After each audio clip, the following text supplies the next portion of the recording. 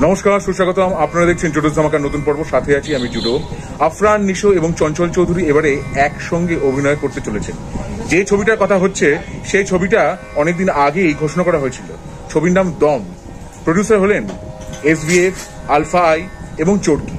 এবং পরিচালক হিসেবে অনেকদিন পরে প্রত্যাবর্তন হচ্ছে রেদওয়ান রনির।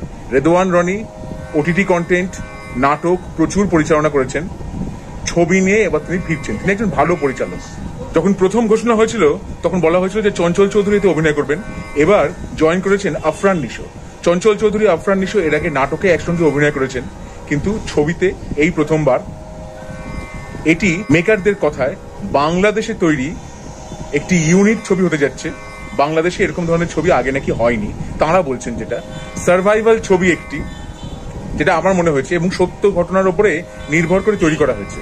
পোস্টারটায় আমরা দেখতে পেয়েছিলাম একটি মরুভূমিতে এক ব্যক্তি বসে আছে, তার দুটো হাত পিচ মোড়া করে বাঁধা, মানে বোঝা যাচ্ছে সে একজন বন্দী, এবং সামনে দাঁড়িয়ে আছে একটা গাধা। আমার যেটা মনে হয়েছিল মরুভূমিতে কোনোভাবে হয়তো বাঁচবার জন্য স্ট্রাগল করা, সেরকম কিছু হতে পারে, বা ব্যক্তিগত জীবনেও স্ট্রাগল, এরকম কিছু হতে পারে। দেখা যাক। ছবিটি আগামী বছর ঈদ উল ফিতরে মুক্তি পাবে।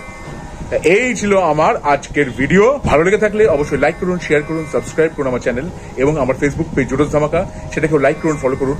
পরের পর্বে ফিরছি নতুন কোনো চমক নিয়ে, নতুন কোনো ধামাকা নিয়ে। হ্যাস্টা লা ভিস্টা, জুডোস ধামাকা, লেটস ডু দ্য ধামাকা।